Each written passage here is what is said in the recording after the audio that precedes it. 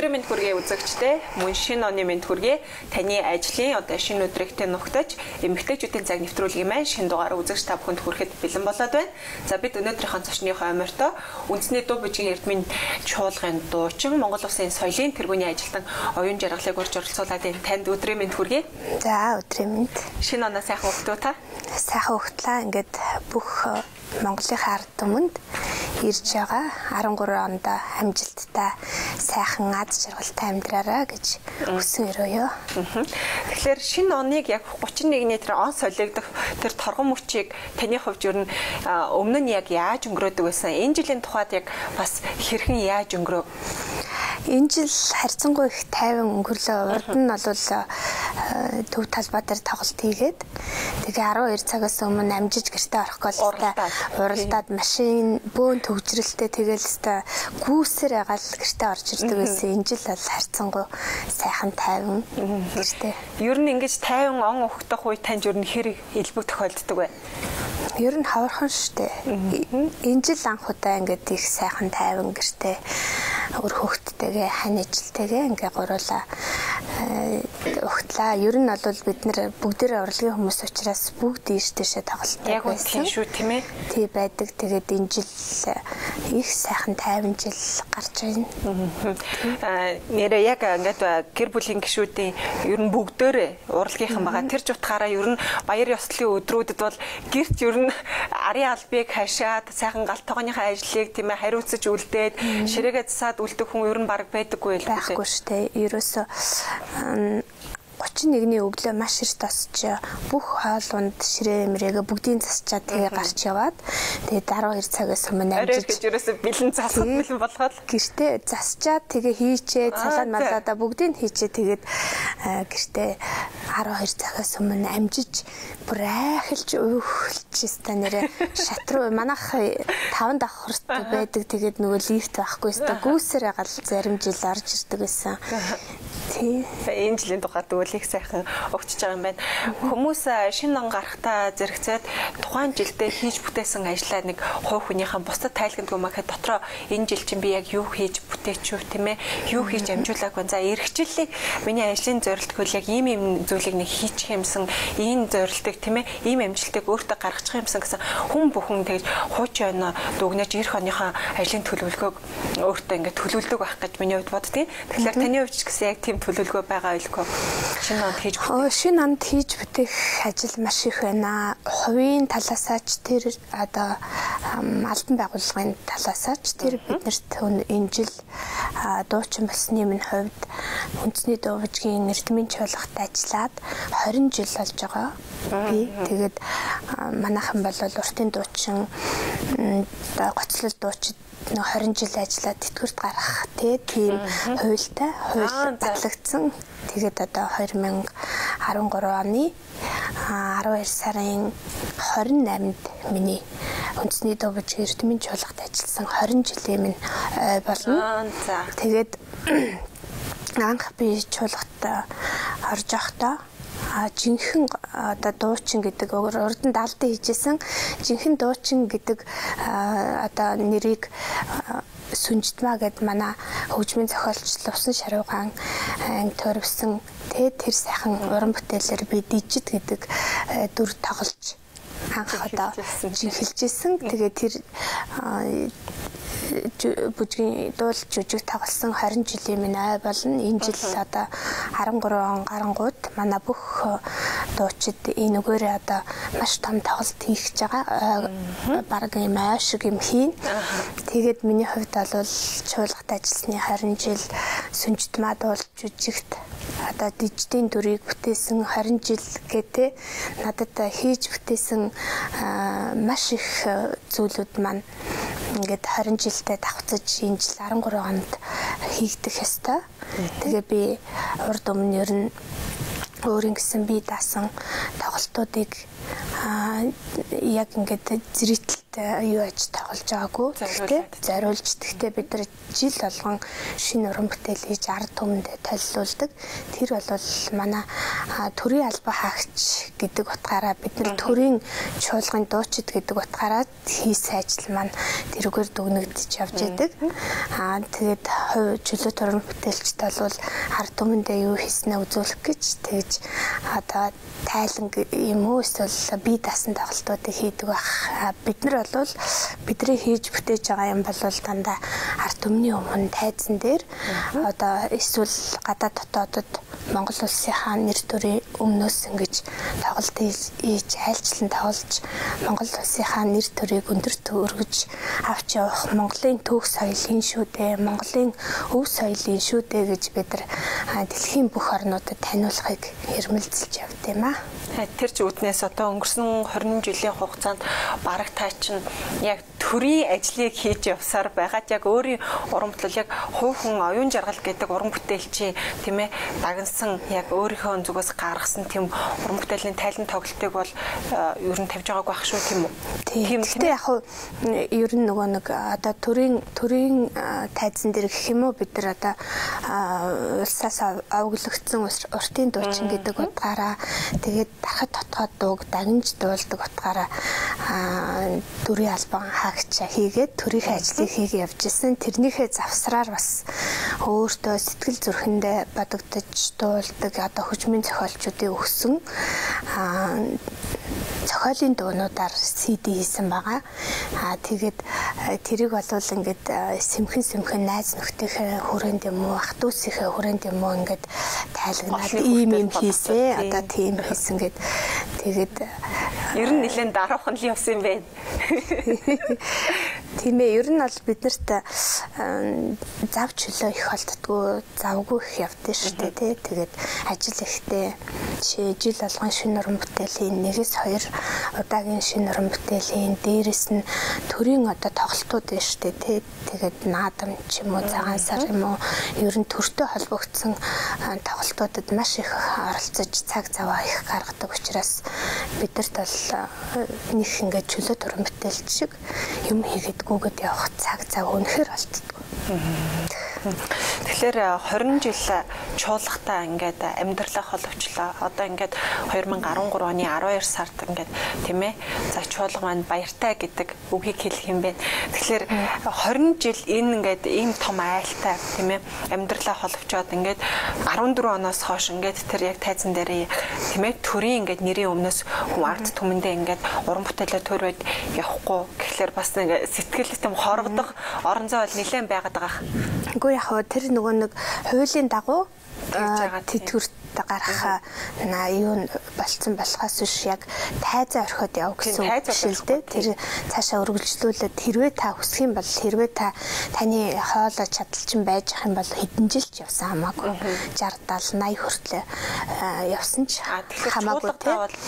Ер нь яг хуу төрийн одоо энэ төрийн албан хаагч хийж байгаа нөхцөл төр хөндлөөд таны одоо ингээд хүнд хүчээр гэдгээ штэ бие хүчний ажилд ордон штэ эн чинь нөгөө нэг маш их одоо нэг уртын дууг дуулах юм бол 1500 м газар гүйсэнтэй хүч калори зарцуулдаг гэдэг бидний дуулж чал ороод ирэхээр үнэтэй амар их амьсгаад бол одоо хурдан морийг яаж сойдгүй уртын дуучид яг тийм байдаг. Тийм учраас одоо гоцлол дуучин уртын дуучид гэдэг чинь ийм их хүч зарцуулдаг учраас төр судалж үзээд судалгааны үндсэн дээр за та үнэхээр хүнд хүчээр одоо хортоо нөгөө нэг юунд ажилдаг хүмүүс бас нөхцөлд ажилдаг бас ийм 20 жилээр цэргийн албан хаагчид бас 20 жилээр ингээ гардаг те тэрнтэй адилхан хортын дуучид бүжигчид үлээврийнхэн хөөмичид тэд нар бүгд ийм амьсгалын урлагаар одоо бүжигчд болохоор бүх одоо мах бодорой ингэж 20 жил тайзан дээр явна гэдэг чинь үнэхээр их хүч хөдөлмөр зарцуулж хүнээс маш их калори зарцуулдаг учраас судлаад тэгээд 20 жилийн дараа та тэтгэвртэй гарч гэртээ сууж болно. Өшөө цаашаа танд потенциал ах юм бол өргөжлүүлээд урлагийнхаа ажлыг хийж болно гэж тогтоож өгсөн байгаа байхгүй юу? Өргөжлүүлээд яг уран бүтээлч чигээрээ ажиллана гэхээр хувь уран бүтээлч болно гэсэн үг үү? Яг чуулгатай харьяалтай хэрнээ тэтгэвэр бол яг тогтоологддог хэвээрээ юм гэсэн үг үү? Би тэрийг ер нь бол хуулиндаа ингэж заасан байгаа 20 жил ажиллаад төрийн албаа хаагч дуучид одоо энэ нэр бүх мэрэгчлүүд шүү дээ. Тэд нар ингээд тэтгэвртэй гарсан мөртлөө цаашаа өргөжлүүлэн ажиллах юм бол тайзан дээр ажиллах юм бол тэр байгууллагатайгаа гэрээ хийгээд тэгээд цаашаа ажиллах ёстой. Тэгээд тэр хууль заасан учраас яг жинхэнэ албан хаагч жинхэнэ ажилчин биш. Одоо чөлөө юу гэрээт юм уу тэг ингээд одоо юу гэдгийг байгууллагатайгаа зөвшөлдсөө тэгээд би танаас энийг лавлаад байсны учир нь ийм зүйлийг л асуух гэсэн юм л да. Ялангуяа уран бүтээлчдийн хувьд бол за өнөөдөр одоо жишээ нь одоо оюун жаргалаа чи ингээд одоо ажиллах уран бүтээлээ хийх хугацаа чи ингээд боллоо гэж тасалбар болох тийм насны хязгаар байдаггүй. Та нар тухайн уран бүтээлч хэдий хугацаа хүртэл уран бүтээлээ төрүүлж чадж байна. Тэр хүртэл төрүүлж явдаг. Тийм одоо бүх насны бараг мэрэгжил гэж ойлгож болохоор тийм ажилт гэж ойлгож болохоор тэр ч утгаараа яг ингээд 20 жил улсад ажиллаад 20 жилээр тасалбар болно гэдэг л яг надад болохоор зөв шууд утгаар нь хүлээж авахд илүү тийм эмзэг санагдаад байгаа байхгүй юу. Тийм ялангуяа залуу таны хувьд бол яг одоо өдийн ялангуяа уртын дууг чинь өдийн үед дуулахлаар илүү нөгөө хоолойны цар хүрээ илүү сайхан гардаг гэл ингээл нарийн юм байгаад байгаа шүү дээ. Одоо миний багш одоо нар банд багш байсан. Тэр багш маань ингэж хэлдэг байсан. Ер нь бол дуучин хүн 40 гараад маш гоё дуулд юм аа. Хоодлоо тогтн ухаан суун. Дуучин хүн гэдэг чинь яг ухаан суусныхаа дараа маш гоё дуулж эхэлдэг юм аа гэж хэлдэг байсан. Тэгээд тийм учраас бидний одоо эд дуулах одоо эд одоо чадaltaа ухаанаа зарцуулж дууг одоо яаж дуулвал хүнд хүрэх гэдгийг ойлгоцсон. Энэ үедээ одоо төрөөс бол яг хэрвээ та чөлөөндөө гарч болно. Чадalчин байвал ингээд цаашаа. Гэхдээ бол энэ дуучны урлаг маш хэцүү. Яг тэгвэл өндөр одоо нарийн хоолойтой одоо тенорууд юм уу, сопранууд юм уу маш өндөр тийм дуу дуулж байгаа сванск тасрах юм уу эсвэл нөгөө нэг юм хүний чихний энэ дотор байдаг нэг мембран гэдэг тэр ингээд хагараад тэгээ нөгөө тэнцвэрээ олж чадхаа болчдөг тийм одоо хэцүү өвчнгүүд тусдаг байхгүй юу. Та сванск тасрна гэдэг чинь дахиж хизээч дуулж чадхаа болно гэсэн үг. Тийм учраас тэр хүмүүсийг хөндлөлцгүй эрсдлээс угаасаа тийм эрсдэл маш их байдаг. Яг тэгвэл одоо энэ эрс тэрс уур амьсгалтай Монгол тийм үү. Бид нар ингээ гадаад далаагаар хөрөөлөгцсөн айгүй гоё чиглэг уур амьсгалтай оронд очихоор бидний хоолой улам гоё болдог. Үнэхээр сайхан. Одоо өнөөдөр миний хоолой ингээ сүйдсэн байна. Тэгээ ингээд шинэ жилээр ард түмнээ баярлуулах гал 2-3 шинэ жил ингээл гутлаа өмсөд явахаас ингээд залхуураал тий ингээд дүплтэй гүсээр гал хоолойгоо сүүлгцэн тий ингээд даарсан. Тэгэл эн чин жоохон бас ингээд хоолойгоо гэмтэйгээл нөлөөлнө шүү дээ тийм ээ. За та битээр ярьцлага төр завсарлуулъя. Эмэгтэйчүүдийн цаг нэвтрүүлэг маань та бүхэнд үргэлжлэн одоо хүрхээр болж байна. За тэгэхээр би танаас дараагийн нэг ийм асуултыг асууя. Та түрүүн хэлжсэн уран бүтээлээ ингээд тийм ээ бараг 20 жил ингээд уран бүтээл ингээд төрөөж явж байна. Уран бүтээл театртайгаа ингээд холбоотой ажиллаж байхад яг хувь уран бүтээл бол хийгээгүй байна гэдэг жисэн. Тэгээ таны ярьцлагыг ингээд уншаад байж хахад 8 он төгсөн ярьцлага байсан баха. Удахгүй ингээд яг тайлан тоглолтоо хийнэ. Тэр тайлан тоглолтоос ингээд тоглолтол ерөөсөө л миний амьдрал тийм ээ оюун жаргал гэдэг хүний ингээд өнгөрсөн хугацаанд ингээд туулж өнгөрөөсөн амьдрал яг тэр тоглолтоос харагдана гэдэг жисэн. Тэр тоглолт бол одоо бараг 13 онтой ингээд нийлээд бараг 5 жил хүлээгдэж байна. За тий. Тэр уран бүтээл болвол анх би чуулгад ороод одоо Батарчин гээд дагалдан байхдаа 2008 89 онд шүү дээ. 1989 онд одоо 19 дэх зуунд шүү дээ.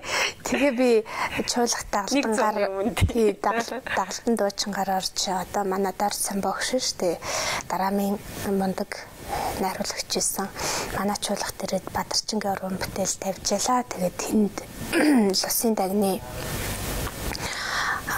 дүрд тоглох маш сайхан завшаа надад таарсан. Тэгээд багш маань манай ангийн би чинь кино драмад сурж исэн манай ангийн одоо анги хариуцсан багш байсан. Дээрээс нь би Норбанц тогш дээр давхар уртын дууны ангид сурдаг байсан.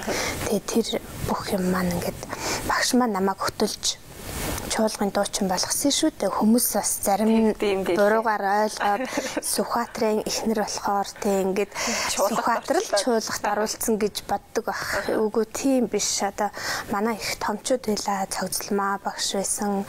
Манай найруулагч хин Лусан шарууга уран сайхны өдрөдөгч байсан. Манай эмэгтэй найруулагч Цэрэн Далгаргуй тий тэгээд манай бүх ахмад уран бүтээлчид одоо Нарва багш маань, Надар Сүрэнгуй, Банзрагчгуй, Түмэн Дэмбэрэл, Орсоо тэгэл бүх одоо томчууд Наслмаа тэгээд Найдмадгуй, Орос Сүрэнгуй дээр байж хад би цуг ажилдаг байсан. Үнэхээр энэ тэр алтан үеийнхэнтэй цуг ажиллаад тэднэр шалгуулаад тэднэрт урдан зогсож одоо энэ бүсгүйг дуучин болох уугүй юу гэж шалгалт өгч байлаа.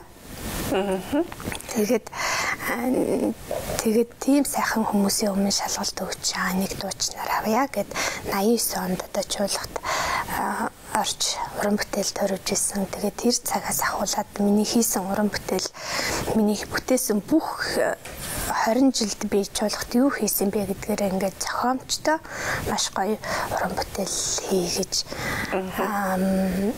лавсраахыг одоо бавгийн лавсраахыг та цовнол бичээд өгөөч. Тэгээд нэг юм уран бүтээл хийсэн юм а гэд их л дуншиж байгаа. Тэгээд айтайхан сайхан юм хийнэ. Би тэгж бодож байсан юм. Ерөнхийдөө бол яг энэ тоглолтоор бол 20 гаруй жилийн таны уран бүтээл нэгд тайлан болно. Хоёрд гэхэлэр оюун жаргал гэдэг эмхтэй хувь хүн зүгөөсөө тийм ээ яг ямар амьдрал ингээд туулж өнгөрүүлсэн бэ гэдэг яг тэр тоглолтоос бас харагдах юм болов гэж бас дотроо тийм гордлого хүлээж ирсэн. Тийм байгаа юу? Яг ингээл эхлэнгүүт нөгөө нэг би ч одоо Хүсгэл аймагт төрсэн юм чинь бөөгийн цаа буурцтэй урцсан дотор анх хөөхөд төрөөл тэгэл тэнцэнээс ахуулаад одоо багада өсөж тарнж дуулж исэн дуунууд манай үеийн тэгэл том бололлуулсан дуунууд цаашаага ингээл үргэлжлэл хайр сэтгэлэнтэй ингээл сүнжтмаа дуулж жүжигтэжтэй тоглоал нэг залууд дурлал тэгэл дараа нь учиртай 3 толгойг Наслмагийн дүр тоглоал юмтанд дурлал ингээ хайр сэтгэлтэй болол тэгэл цаашаага үргэлжлэл аянд явцсан байхад нь янз бүрийн залуучууд ингээл эргүүлээлтэй тэр тухай ингээл ардын дуунууд ингээ миний тайзан дээр дуулдаг байсан дуунууд ингээ харилцаа дуунууд янз бүрийн тийм гоё юмнууд орно. Тэгээ хамгийн сүүлд одоо би хоёр хүүтэйгээ одоо Харсарнагийн амраа, Хатариш амраа хоёртойгоо нийлж маш гоё дуу хийн. Тэгээд ер нь бол миний амьдрал, миний уран бүтээл ингээд цаашаа ингээд үргэлжлээд өрнөж байгаа хэсэг нь хийж бүтээсэн юм маань туулж өнгөрүүлсэн амьдрал маань зэрэг тэр уран бүтээлд харагдах байхаа. Туулж өнгөрүүлсэн амьдрал гэхлээр магадгүй бас энэ миний хувьд саваагүй асуулт гэж мэдх юм. Та хэрвээ танд одоо хариуламгүй санагдвал хариулахгүй байх эрхэн танд байгаа. Тэгэхээр та дүнсийнхээ ярьж штэ яг тоглолтын ерөнхий нэг өрнөл хэсгийг зохиомжийг ярьлаа тийм ээ. Тэгэхээр таны яг ингээд чуулгад ажиллаж явах үеийн тэр яг ингээд тийм ээ сайхан уран бүтээл төрүүлж явах үед яг тань руу гэжсэн та одоо тэр хайр сэтгэлтэй одоогийн энэ хань ижлээ олцсон амьдрал төхөнсөн байх үед тань руу гэжсэн хүмүүс ер нь залуучууд хэрэг байсан бэ? Та дүнсийнхээ хэллээ штэ миний тэр уран бүтээл хүртэл тийм зүйл нэлээх гарнаа гэж ярьжсэн. Яг тэр тийм ээ зохиомж маань амьдрал дээр ер нь хэрэг тохиолдож исэн бол тэрийг илүү сонирхоод байна. Эмгтээчүүдийн цаг гэдэг яваараа утгаараа ер нь бол амьдрал юу штэ 10 тий 15 наснаас хойш эмэгтэй хүнийг одоо эрэгтэйчүүд сайхан бүсгүй болж байна гэдгийг мэдэрч харж тийм үү шохорхож тий.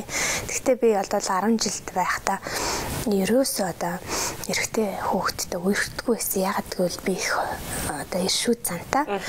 Тэгээд ээжигээ форм барьж өмсөөлөө явуулахаар цүнхэн дотроо цамц сулгай хийчээд тэгээд сургууль дээр очиад форм барьчгаа тайлчаад өмдөн дээр цамц өмсчүүл тэгэл үсээ тайрцсан ийм нэг шүүр одоо шалны мод эргүүлсэн тэгэл эрэгтэйчүүдийг зодддаг тийм хөлгөн байсан.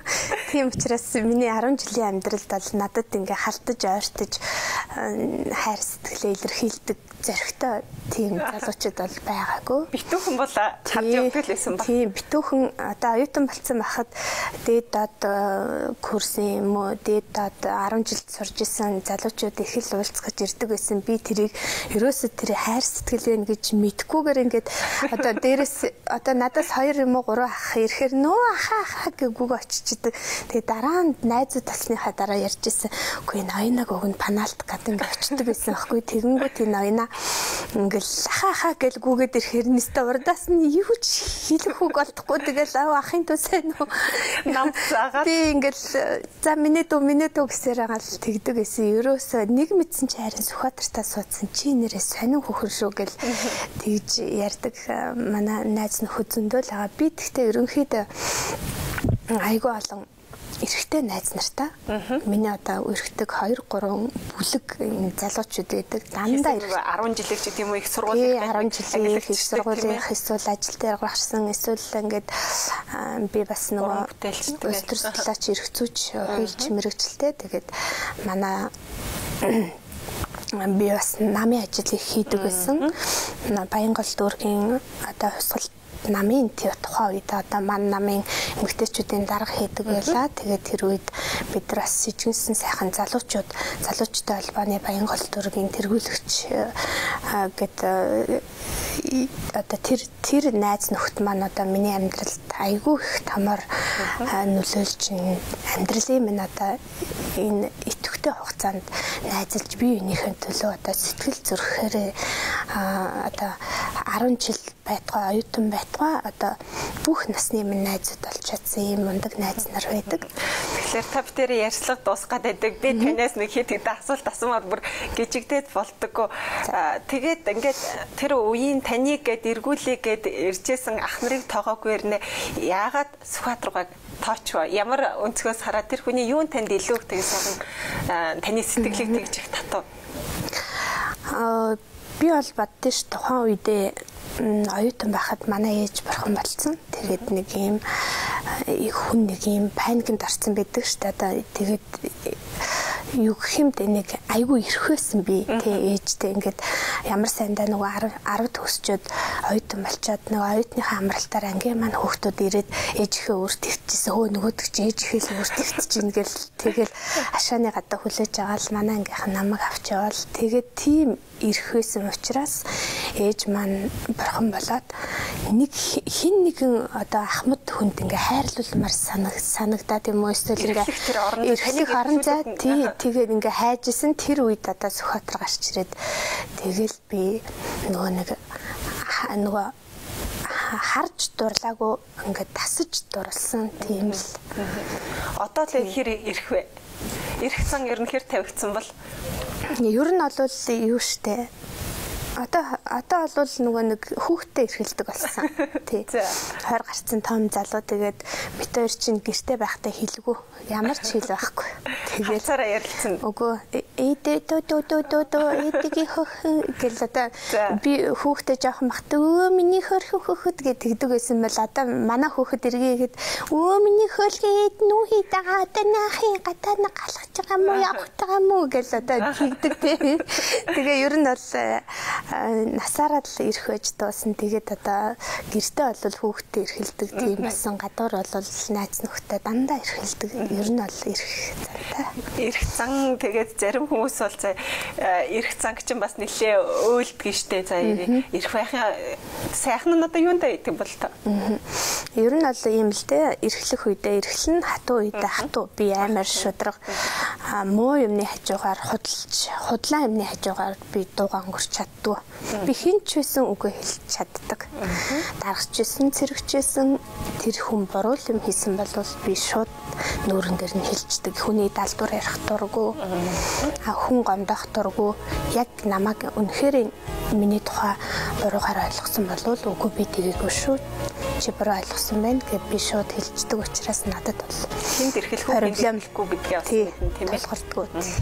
За тэгэхээр та бүхэн ярилцах цаг үүгээр ингээд дуусч дээ. Бидний урилгыг хүлээн аваад шинэ оныг маань үзэгчтэй маань хамтдаа ингээд эхлүүлсэн танд маш их баярлалаа гэдгээ нэвтрүүлгийн төгсгөлд хэлье.